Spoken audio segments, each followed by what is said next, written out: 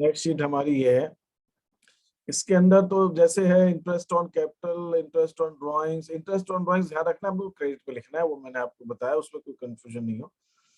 इसके अंदर बाकी सब चीजें नॉर्मल है, बस इसमें एक चीज ये दी है फोर्थ क्वेश्चन में, नई बात है कि पार्टनर्स हैं, उनको डीड के हिसाब से बी को सैलरी मिलेगी, क्या इंटरेस्ट ऑन कैपिटल मिलेगा, और प्रॉफिट जो है वो स्लैब्स में बटेगा। स्लैब्स में मतलब अलग अलग लेवल पे, 1,00,000 रुपए इक्वली, 30,000 रुपए 2:1, रिमेनिंग प्रॉफिट 3:2, ऐसे बटेगा।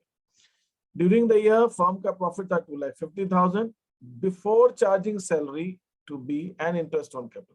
वो तो बिफोर ही होता है, क्वेश्चन में लिखा है 2,50,000 बिफोर। बिफोर का मतलब बिफोर ही होता है ना। हम जब P&L अप्रोप्रिएशन अकाउंट बनाते हैं, फिर ये प्रॉफिट लिखते हैं, फिर सैलरी लिखते हैं, आईओसी लिखते हैं, तो इसका मतलब उसमें से सैलरी आईओसी घटा नहीं है, तो वो बिफोर ही हो गया। तो ये बिफोर दिया है या नहीं दिया, इससे कोई फर्क नहीं पड़ता। बिफोर देने से कोई फर्क, मैंने जानबूझ के दिया है क्योंकि कभी कभी क्वेश्चन में होता है तो आप कंफ्यूज नहीं। बिफोर, आप ये ध्यान रखिए, बिफोर से कोई मतलब नहीं। बिफोर मतलब जस्ट लाइक एनी प्रॉफिट, वो बिफोर ही होता है सारे प्रॉफिट, उसमें हम सैलरी देते हैं, कमीशन देते हैं, सब चीज देते हैं। नई बात जो इसके अंदर है वो दूसरी चीज ये स्लैब्स में प्रॉफिट बांटना है, वो कैसे बांटना, तो इसको मैं आपको बता देता हूँ। पहले तो आप क्या करेंगे, चलिए मैं फोर्थ क्वेश्चन आपको दिखाई देता हूँ ना, तो थोड़ा सा आपको समझ में भी आ जाएगा। ये जो फोर्थ क्वेश्चन है आपका कुछ ऐसा,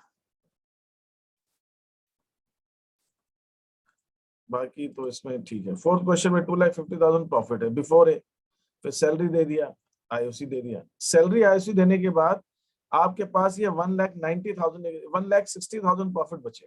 1,60,000 ये जो प्रॉफिट है आपका, ये 1,60,000। इस 1,60,000 में उन्होंने कहा फर्स्ट 1,00,000 आधा आधा, तो इस 1,60,000 में 1,00,000 आधा आधा बांट दिया। फिर उन्होंने कहा था 30,000 को 2:1 में, फिर 30,000 को 2:1 में बांट दिया।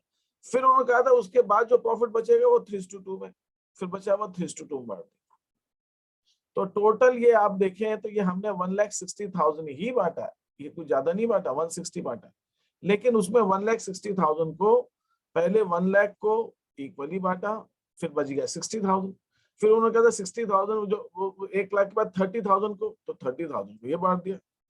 तो 1,60,000 में 130 बच गया, अभी भी 30 बच गया, तो 30 जो है बचा हुआ 3:2 बांट दिया। इस ढंग से हम प्रॉफिट्स को डिस्ट्रीब्यूट करें, ठीक है। ये चीज आपको करनी है। ये एक इसके अंदर बस एक नया पॉइंट था, वो जो मुझे आपको बताना था। एक छोटा सा पॉइंट और है जो आपको बताया जा सकता है, that is interest on drawings के ऊपर है। छोटी सी बात, इंटरेस्ट ऑन ड्राइंग्स के ऊपर से क्या है, इंटरेस्ट ऑन ड्राइंग्स जैसे कई क्वेश्चंस में ना आपको इंटरेस्ट ऑन ड्राइंग्स निकाल कर दिया रहेगा कि ए का इतना है, बी का इतना।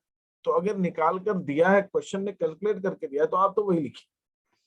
कभी कभी क्वेश्चन में ऐसा होगा कि क्वेश्चन में परसेंटेज भी दिया है आपको इंटरेस्ट ऑन ड्राइंग, भाई किस परसेंट से निकालना है, और क्वेश्चन में इंटरेस्ट निकाल कर भी दिया है, दोनों दिए।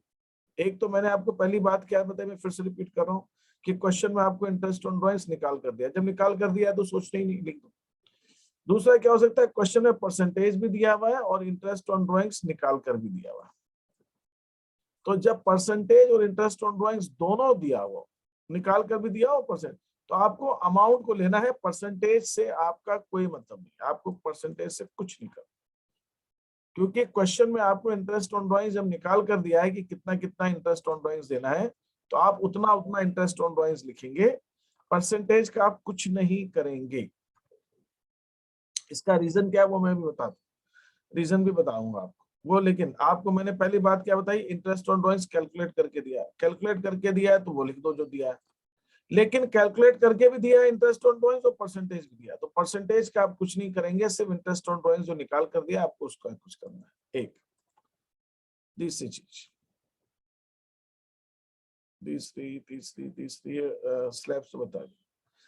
अगर इंटरेस्ट ऑन ड्राइंग्स निकालना होगा तो अच्छा ठीक है, मैंने जानबूझ के इंटरेस्ट ऑन ड्राइंग्स आपको अभी निकालने के लिए दिया ही नहीं।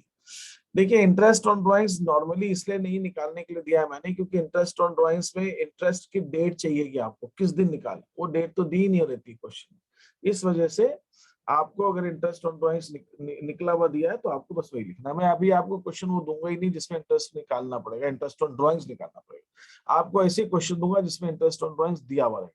जब मैं आपको इंटरेस्ट ऑन ड्राइंग्स निकालना सिखा दूंगा तब आपको मैं परसेंटेज दूंगा, नहीं तो मैं भी वो क्वेश्चंस आपको नहीं दूंगा, तो ये आपको करना है, ठीक है।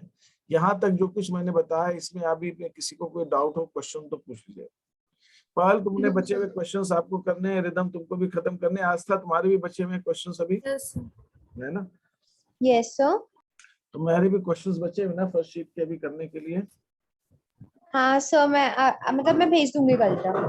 ठीक है, ठीक है। तो अब मैं थर्ड शीट भी भेज रहा हूँ। थर्ड शीट के अंदर कैसे करना है, एक दो नए पॉइंट्स थे वो मैंने भी